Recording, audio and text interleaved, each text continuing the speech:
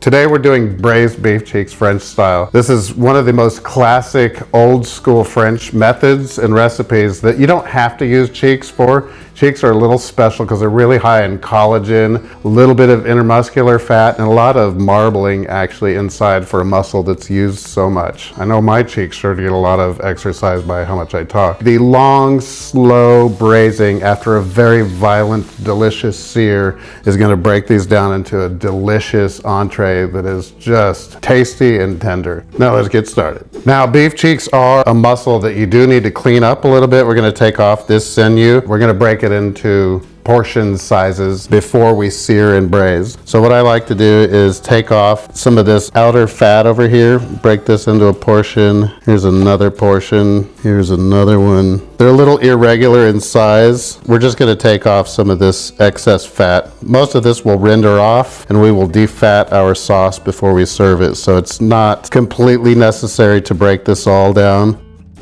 For the vegetables, we're going to roughly chop an onion and a carrot.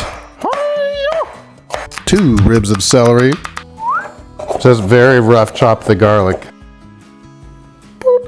We're going to put in 4 whole bay leaves, that of which I do not have. I have a bunch of scraps because I used all my bay leaves in the other video. That of which I lack in beauty and bay leaves, I have fresh snipped thyme with flowers from my garden. We're going to wrap these babies all up in a nice little sachet so that it's easy to pull out so we can make our sauce later on. Sachet.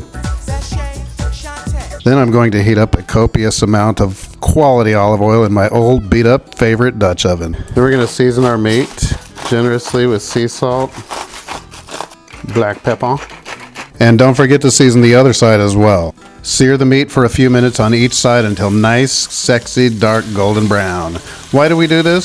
Simple answer is because brown food tastes amazing. I previously explained what the Maillard reaction is in my steak video. I'll link to that below. When the cheeks are nicely brown, take them out. Give them a rest. All right, while our pan is still very hot, gonna add in our mirepoix. And my secret weapon, allspice. I know it's not typical of most French cuisine, kind of makes the beefiness taste even beefier. Add a little bit of tomato paste and let's let that cook through. Season with kosher salt and black pepper. Now we're going to deglaze with some fine red wine and let it reduce on down. Add some beef stock. Then we can put our sachet in, and then we put the beef cheeks back in. Cover it with a lid, and then into the oven it goes. Night, night. Okay, it's been about 5.5 hours and I'm gonna check on my beef cheeks. Let's have a look. Oh yeah, this looks good. First reaction is it's reduced down by about that much. And let's see how tender these babies are. Oh man, like the most tender pot roast you've ever seen. Really tender.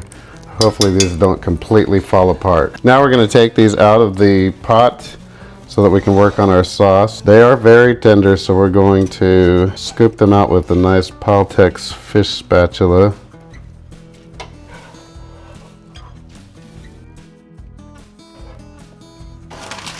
Put another piece of parchment down, then another pan. Then we're going to weight this down with just about exactly 12.5 pounds of pressure. While this cools off, they will congeal into a nice steak-sized uniform pieces. That's what restaurants do to make your piece look like my piece when we're sitting down having dinner together. So weight this down for a few hours or overnight. We're going to eat these in a few hours, so I'll just let this cool off like so. This is our sauce right here. We're going to take our sachet out. We're going to use our handheld blender and emulsify all these veggies into here. Just enough to get all this into, you notice it's changed colors now, and the flavor is now, and viscosity is all homogeneous.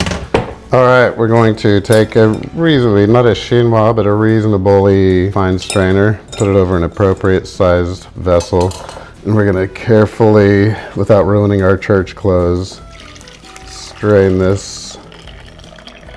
Now, because I trimmed those beef cheeks up so well, this really did not render off very much fat. I might not need to defat this sauce. much, if at all. Okay, now that we've strained our sauce, look at this consistency, silky, smooth. I tasted it. It is really, really pretty much on spot right now. What we're going to do is set this up in the refrigerator while our meat compresses. And if this is indeed fatty enough to defat, you want a little bit of fat in there because fat is flavor. But if this is fatty enough that we need to defat it, all of this beef fat will float to the top. Then it will form a nice cold fat disc on top of the liquid, which will be a little jelly-like. So we'll set this up in the fridge and see what the sauce looks like. Okay, now our sauce has been refrigerated overnight, and we're gonna bring it up and warm up our delicious beef cheeks. I'm gonna warm up all of this, and it looks pretty sauce-delicious right now. Meanwhile, let's have a look at our pressed beef cheeks. You don't have to do this part, but this is what restaurants do. When you're serving 20 people, you want them all to look kind of the same. These beef cheeks were, this one was cut, it was once one cut in half, but now they're all uniform, they're compact, they're beefy and meaty. That doesn't look like a big portion, but that will fill up one guest for sure. And in fine dining, we would come in here and square off the edges, so this is a perfect little square.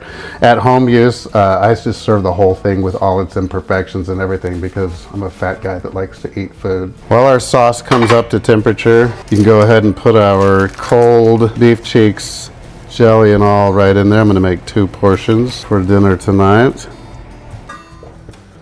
So on low and slow, we've got our sauces heating up our beef cheeks really gently. And in a small sauce pot over here, I'm going to take off a little bit of this cooking liquid to reduce into a delicious sauce for the plate.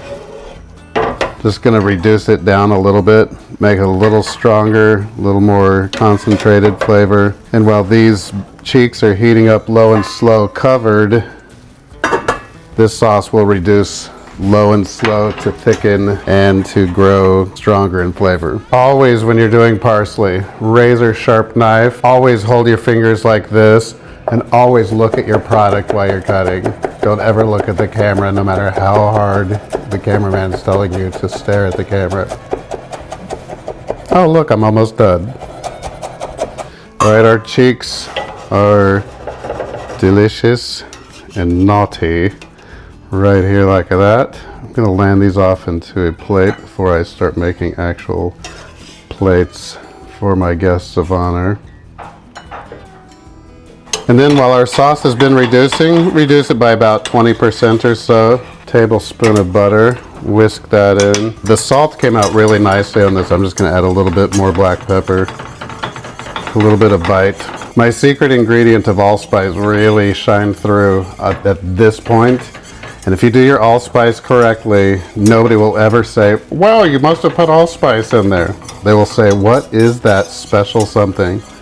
When your sauce is shiny like that and smooth, silky like so, we're ready to go to the plate. Any kind of braised beef loves a pomme puree, rich, buttery, white, peppery pomme puree. And we are an Asian household, so we use chili oil on nearly everything. And we're going to drizzle some of this delicious, rich beef jus all around the plate. It rains parsley from above. And a little bit more chili oil. All right, let's see if this is how I remember it. Very tender, as tender as I thought it was gonna be. A little bit of potato.